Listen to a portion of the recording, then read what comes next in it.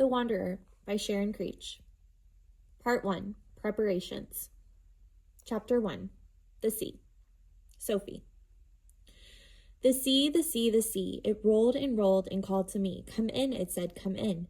And in it I went, floating, rolling, splashing, swimming, and the sea called, come out, and further I went, but always it swept me back to shore. And still the sea called, come out, and in boats I went, in rowboats and dinghies and motorboats, and after I learned to sail, I flew over the water with only the sounds of the wind and the water and the birds, all of them, calling, sail on, sail on. And what I wanted to do was go on and on across the sea, alone with the water and the wind and the birds, but some said I was too young, and the sea was a dangerous temptress, and at night I dreamed a terrible dream. A wall of water, towering black, crept up behind me and hovered over me, and then down, down it came. But always I awoke before the water covered me, and always I felt as if I were floating when I woke up. Chapter 2. 3 Sides. Sophie. I am not always such a dreamy girl, listening to the sea calling me. My father calls me 3-sided Sophie. One side is dreamy and romantic, one is logical and down to earth, and the third side is hard-headed and impulsive. He says I am either in dreamland or earthland or mule land, and if I ever get the three together, I'll be all set, though I wonder where I will be then. If I'm not in dreamland or earthland or mule land, where will I be? My father says my logical side is most like him, and my dreamy side is most like my mother. Which isn't entirely fair, I don't think. My father likes to think himself as a logical man, but he is the one who pores over pictures of exotic lands and says things like, we should go on a safari, and we should zip through the air in a hot air balloon. And although my mother is a weaver and spins silky clothes and wears flowing dresses, she is the one who gives me sailing textbooks and makes me study water safety and weather prediction, and says things like, yes, Sophie, I taught you to sail, but that doesn't mean I like the idea of you being out here alone, on the water. I want you to stay home, here, with me, safe. My father says he doesn't know who my hard-headed mule side resembles. He says mules don't run in the family. I am 13, and I'm going to sail across the ocean. Although I would like to go alone, flying over the water, I'm not. My mule self begged a place aboard the 45-foot sailboat with a motley crew, 3 uncles and 2 cousins. The uncles, Stu, Mo, and Doc, are my mother's brothers, and she told them, if the slightest harm comes to my Sophie, I'll string you all up by your toes. She isn't worried, although maybe she should be, about the influence of my cousin Brian, quiet, studious, serious Brian. But she frets over the bad habits I might learn from my other cousin Cody. Cody is loud, impulsive, and charming, in a way my mother does not trust. He's too charming, she says, in a dangerous sort of way.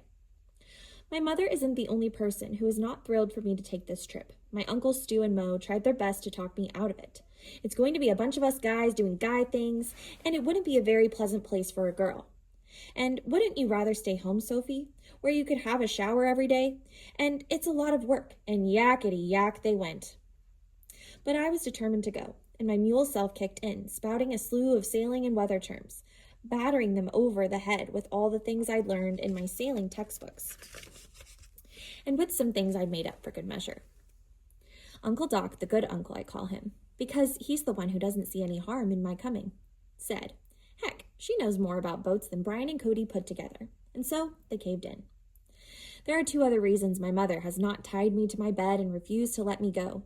The first is that Uncle Doc gave her an extensive list of safety provisions aboard the boat, which include a satellite navigator, the global positioning system. The second reason, not a very logical one, but one that somehow comforts my mother, is that Bompy is on the other side of the ocean.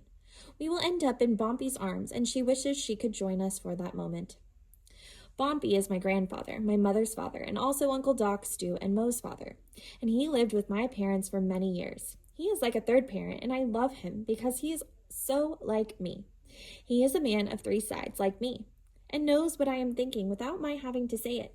He is a sweet man with a honey tongue, and he is a teller of tales. At the age of 72, Bompy decided to go home. I thought he was already in his home, but what he meant by home was the place where he was born, and the place was the rolling hills of England.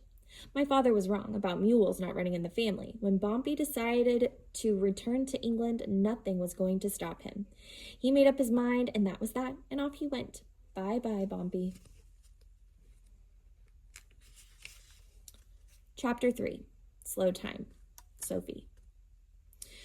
We are hoping to set sail the first week of June, right after school ends. These final weeks are limping by, plodding hour after plodding hour. In my head, though, I am hurling myself toward that final day, picturing every little detail of it. I told my parents that I would zip home the last day of school, grab a backpack, snare a ride to the bus station, and meet my uncles and cousins in Connecticut. And off we would all go, sailing out into the sea. Not so fast, Sophie, my father said. When the time comes, your mother and I will drive you there. We're not dumping you on a bus by yourself. Alas. In the wee little town where we live, everyone is having adventures except for me.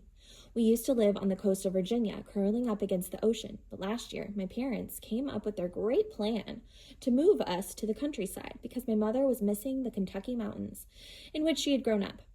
So we moved to the sleepy town where the only water is the Ohio River, which is as sleepy as the town. People here sure love that river, but I don't know why. It doesn't have waves or tides. There are no crabs or jellyfish living in it. You can't even see very much of it at a time, only a little stretch up to the next bend.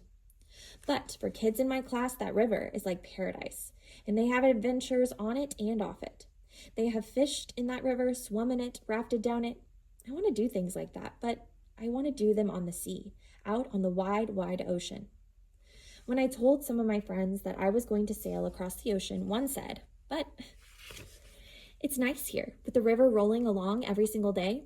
Another said, "But you just got here. We don't know anything about you, like where you lived before," and I didn't want to go into all that. I wanted to start from zero. That had been one good thing about moving here. It had been like starting over. Another said, "Why would you want to be a prisoner on a boat anyway?" "Prisoner?" I said. "Prisoner? I'll be as free as a little jaybird up there flying in the sky." And so I told them about the waves calling me and the rolling sea and the open sky. And when I finished, they pretty much yawned and said, "Whatever. And you could die out there. And if you don't come back, can I have that red jacket of yours?"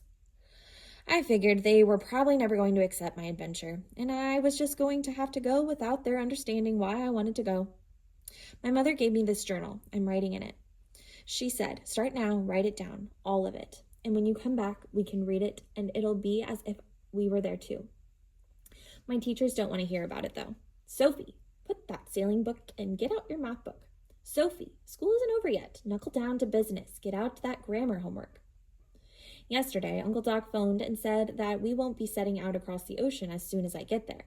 There is work to be done first. A lot of work. I don't mind the thought of work because I like to mess around with boats. But I want to get out on that ocean so bad I can feel it and taste it and smell it. Chapter 4. The Big Baby. Sophie.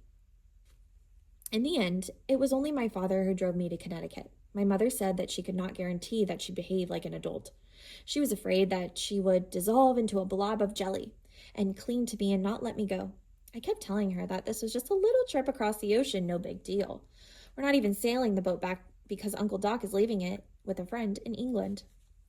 I think my mother imagines horrible things happening on the ocean, but she will not say so aloud. My own mind does not want to imagine horrible things. "Sometimes," my father said, "there are things you just have to do. I think this might be one of those things for Sophie." That surprised me. It did feel as if it was something I had to do, but I couldn't have said why, and I was surprised and grateful that my father understood this without my having to explain it. Okay, my mother said. "Go, and you'd better come back home in one piece." For 2 long weeks, my uncles and cousins and I have been holed up together in Uncle Doc's small cottage. I am beginning to think we'll never live through this time on land, let alone the sea journey. We'll probably kill each other first. The boat is propped up on dry land and was a sorry sight the first day, I have to admit. It didn't look anywhere near ready to head out to the sea, but it had a terrific name, the Wanderer.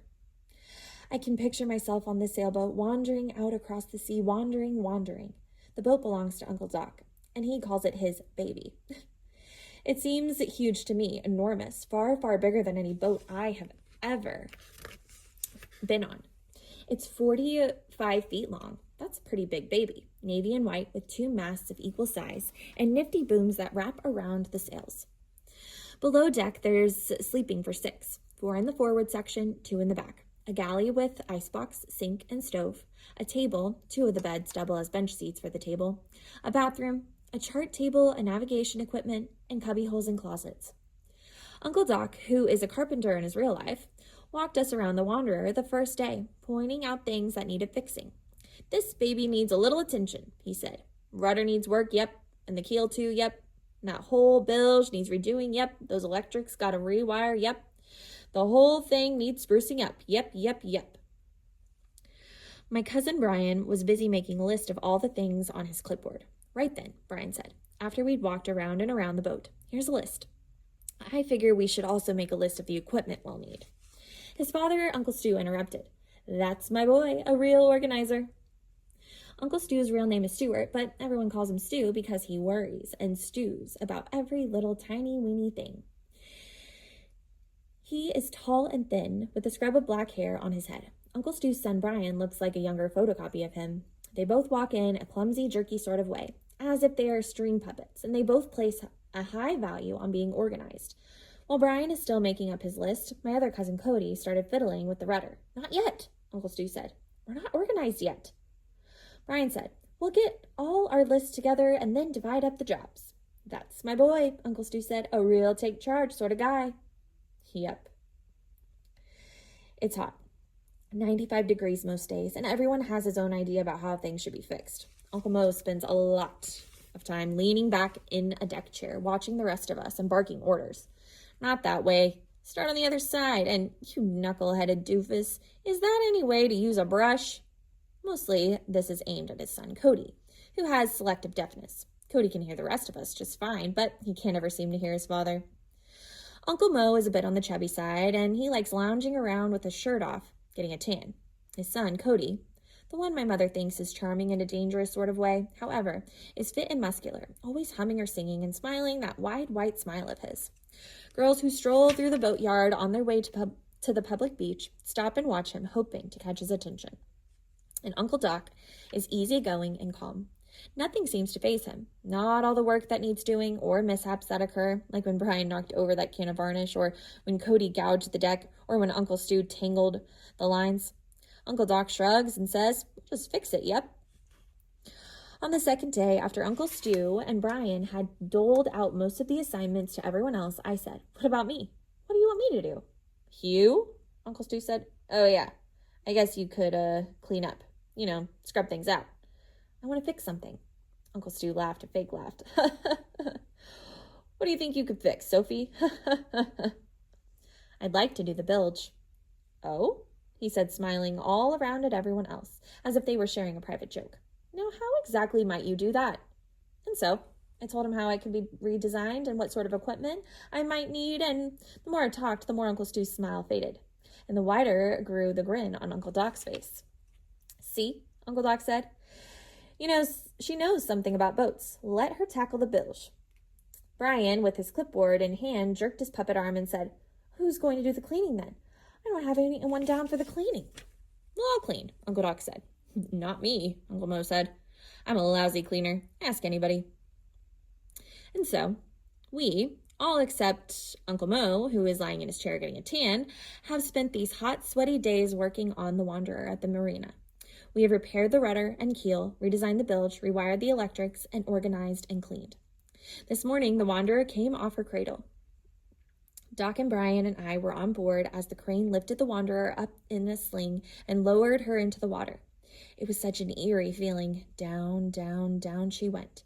I didn't think I was going to stop going down, but then there was a floop and a wobble, and there she was, bobbling like a cork. Afloat! "You okay, Brian?" Doc asked. "You look a little wobbly."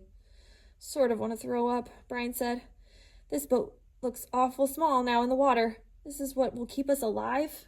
"Small?" Uncle Doc said. "This here Wanderer is a pretty big baby." "Our little island home," I said. I sent a postcard to my parents. I told them that soon I was going wandering on the Wanderer.